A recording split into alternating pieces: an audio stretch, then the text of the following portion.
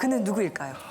일단 이 주요 이력을 보면요. 야, 이게 인조, 효종, 현종, 숙종 네 명의 임금을 모셨던 그런 인물이에요. 이조 판서와 좌의정을 거쳤고요. 나중에 이제 영의정으로 추중되었던 인물인데 과연 이 송시열이 관직 생활을 한 거는 얼마였을까요? 황희정승의 버금가는 한 60년 정도는 하셨어야 영암 정도는 내미시지 않을까. 한 40년, 50년 될 것 같아요. 완전 반전. 정말 정이품 이상의 어떤 그 정무직 벼슬을 한 기간은요. 네. 고작 10개월입니다. 예? 10년. 아니요, 10개월, 정말 10개월이요? 네. 아니 어떻게 그럴 수가 있어? 이조 판서에 영의정으로 추중까지 됐다면서요. 근데 어떻게 10개월이 가능해요? 1633년의 과거를 보기는 봤습니다. 생원시의 장원급제를 하죠. 그런데 정작 대과를 포기를 합니다. 관직 생활한 것은 그 이후에 한참 더 있다가 효종 말년에 이조 판서로 한 10개월 정도 있었던 것이 전부였던 것 같습니다. 근데 왜요? 신변에 이상이 있었던 거예요? 관직의 뜻이 없었던 거죠. 왕이 부르면 계속 사직서를 올리죠. 또 부르면 겨우 서울에 올라가서 인사만 하고 다시 내려가고. 멋지다. 진짜 지식인인데 권력에 관심 없어 막. 조선 후기에 이렇게 공부만 하면서 과거를 보고 관직에 나아가지 않으려고 하는 사람들, 나는 관직에 뜻이 없다 이렇게 이야기하는 사람들이 많이 나오는데 이 사람들을 부르는 이름이 있습니다. 살림. 푸르른 살림할 때 그 살림이네요? 그렇죠. 산에 사는 살림이죠. 이 사람들은 정말 학식, 덕망, 그리고 동료들로부터의 존경 네. 이런 걸 다 받습니다. 정치에 뜻이 없는 게 아니에요. 관심을 또 가지고 있어요. 이런 아주 특별한 존재가 조선 후기에 많이 있다는 거죠. 무협지에 나오는 제야의 고수들 같아요. 그렇죠. 이렇게 하면서도 정치에 관여할 수 있는 것은 붕당이라고 하는 구조가 있기 때문에 그래요.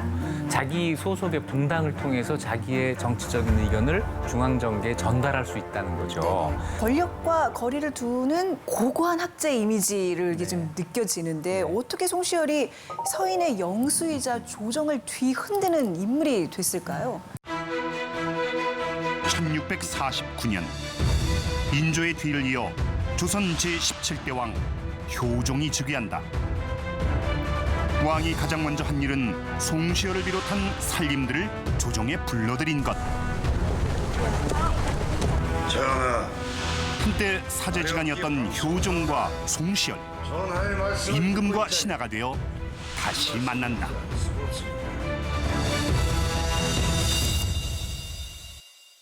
효종의 이제 대군 시절 복림대군의 스승으로 송시열이 활동을 했는데 그 스승 입장에서도 참 기뻤을 것 같아요. 내가 가르친 사람이 이렇게 왕이 돼서 나타나다니 뭐 이런 거. 복림대군이 그러니까 효종이 될 거라고는 아마 이 송시열로서는 아마 상상을 못했을 거예요. 형이 있었죠. 소현세자. 소현세자. 네, 네. 그런데 이 소현세자하고 복림대군 모두 다 청에 볼모로 끌려간단 말이에요. 돌아오고 나서 소현세자 2달 만에 죽잖아요. 소현세자의 아들들이 아니라 이 바로 복림대군 효종으로 지금 올라가게 된 겁니다. 효종이 왕이 되는 과정이 정말 복잡했죠. 그렇죠. 그리고 많은 논란도 있었고 그 사실을 효종 자신이 누구보다도 잘 알고 있었고 평소에 그 생각을 많이 했던 것 같아요. 말하자면 국왕으로서 어떤 정통성 컴플렉스라고나 할까.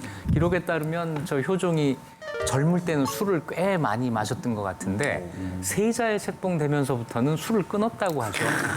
그 이후는 정말 한 모금도 안 마셨다고 합니다. 그거 쉽지 않은 건데. 네, 그러다 보니까 사대부들의 존경을 받는 저 살림들의 지지가 정말로 필요했겠죠. 그래서 송시열을 비롯한 이 살림들을 전부 불러들여서 도움을 요청하게 됐던 겁니다. 송시열 입장에서는 조금 난감했을 수도 있을 것 같아요. 조선은 적장자 계승을 따라야 하는데 싶기도 하고 또 한편으로는 그래도 또 내 제자인데 싶기도 하고 해서 대놓고 지지할 수도 없는 약간의 이 심적 갈등이 있지 않았을까 싶어요. 송시열이 효종에 대해서 가지고 있는 가장 기본적인 감정은 아마 미안함이었을 것 같습니다. 효종은 이제 심양으로 끌려가는데 당시에 사부로서 대군을 지켜주지 못한 미안함이 첫 번째였을 것 같고요. 복림대군이 세자로 책봉될 때 송시열은 거기에 반대를 했습니다.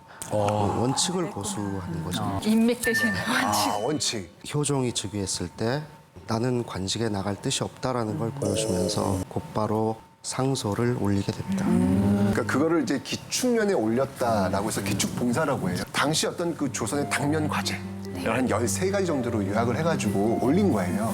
학문을 밝혀 마음을 바르게 하고 몸을 닦아 집을 가지런히 하며 공안이란 이제 공문을 적은 장부예요. 그 공안을 바르게 하여 백성의 형편을 펴게 하며 무비, 즉 군사시설이나 그 장비 이런 걸 잘 닦아서 외모, 오랑캐를 막으소서라는 이야기를 합니다. 너무나 당연한 얘기를 다 할 수 있는 교과서적인 얘기를 하는데 이걸 굳이 뭐 비밀 상소로 해서 올려야 될 이유가 있나? 이건 내용이 없다. 아니 내용은 너무 뻔하다는 거죠. 하이라이트는 맨 마지막에 있는 것 같아요.